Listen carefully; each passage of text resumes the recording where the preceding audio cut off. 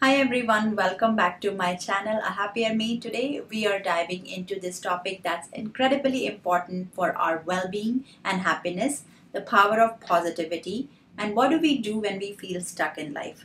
Whether you're managing your household, working on personal goals, or just navigating life's ups and downs, staying positive can make all the difference. So let's get started.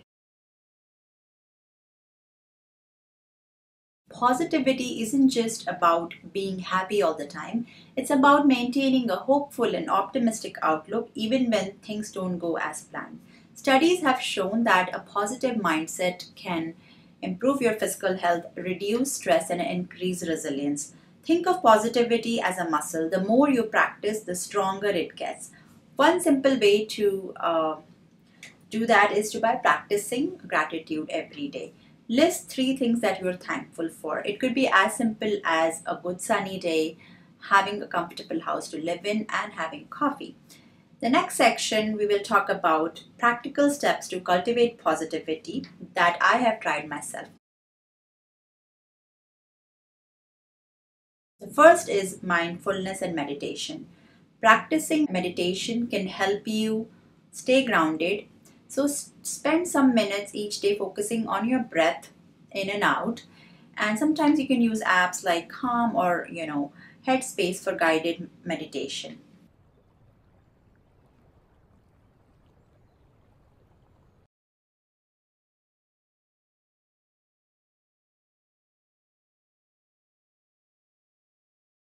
The next is to reprogram your mind. Say things like, I am strong, I am capable, I am enough. These are positive affirmations and it changes your mindset. Saying, I can handle anything that comes my way can boost your confidence and shift your mindset. Also, near your workspace, add sticky notes or artwork with positive quotes. Like, I have this near my desk. I also write positive sticky notes by my desk, and then I surround myself with positive people. So this brings me to the next point, which means you have to be surrounded with positivity. It could be positive people, positive music, inspirational, speeches and podcasts. Also, clear your workspace and your house eventually for any type of clutter so that you can work in a clean environment that brings mental peace. When we declutter our space, it creates overall a positive atmosphere. Now let's move to the third section of this video, which is what to do when you feel stuck. Feeling stuck is something we all experience from time to time. Here are some strategies to help you get unstuck and move forward. Try them. Break tasks into small steps. When you are overwhelmed, break tasks into smaller manageable steps. Instead of saying, I need to clean the whole house, focus on one room or even just one corner.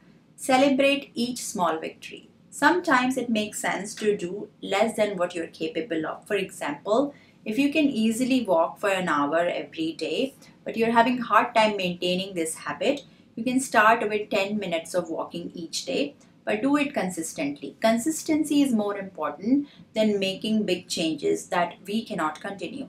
So, you know about the story of tortoise and rabbit, right? So, when you take small consistent steps like the tortoise, you win at the end.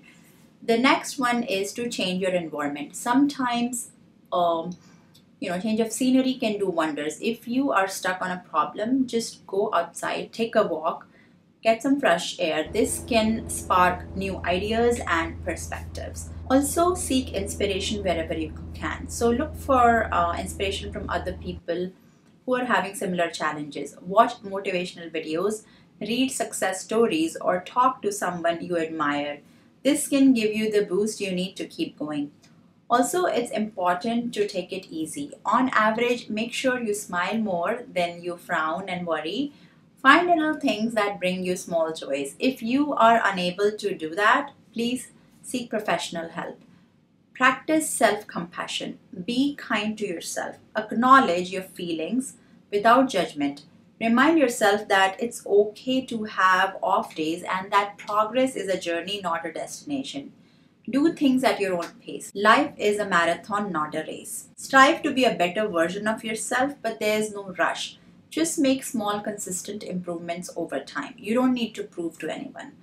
Okay, let's understand some of these with the real life examples. For example, about the decluttering point that I mentioned, that I used to feel overwhelmed with a lot of stuff in my house, and then slowly I started tackling it by donating a lot of things that we don't use that often. And gradually, my home became more organized and I felt more in control. At least the areas that directly belong to me, I can get rid of the things that I don't use. Even if my husband doesn't agree, I have let go of that attitude of decluttering his stuff. I tackle my stuff, and that brings peace in my mind. So my husband and I differ in views in terms of, he likes to keep things. He's very possessive and he doesn't easily donate. But it's fine. I have come to terms with it, and I only donate the things that are mine, or I will ask sometimes my kids, or I'll get declutter things that they don't use anymore. Okay, this next example is about staying positive during a job search. So one of my close friends was having hard time finding a job. She had been looking for months. So instead of getting discouraged, she practiced daily affirmations and stayed connected with a positive, supportive community. Eventually, her perseverance paid off and she landed her dream work from home job. In the next example, you can see how you can manage stress. So, everybody has family responsibilities and work responsibilities, and sometimes certain things are not directly in our control. We just have to let that phase pass. Sometimes, somebody in the family could be fighting an illness, so you get the treatment, but you have to kind of just wait and hope that, the medication will work out.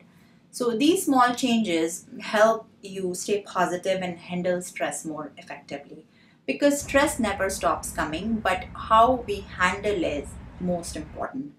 In the next example, I'll tell you from my own experience. I was not into reading books, and in the last 2 years, I can say that I have become a reader. I have read several books on personal finance, economy, psychology, and personal growth books, and I'm doing it at my own pace. I'm enjoying gathering all the knowledge.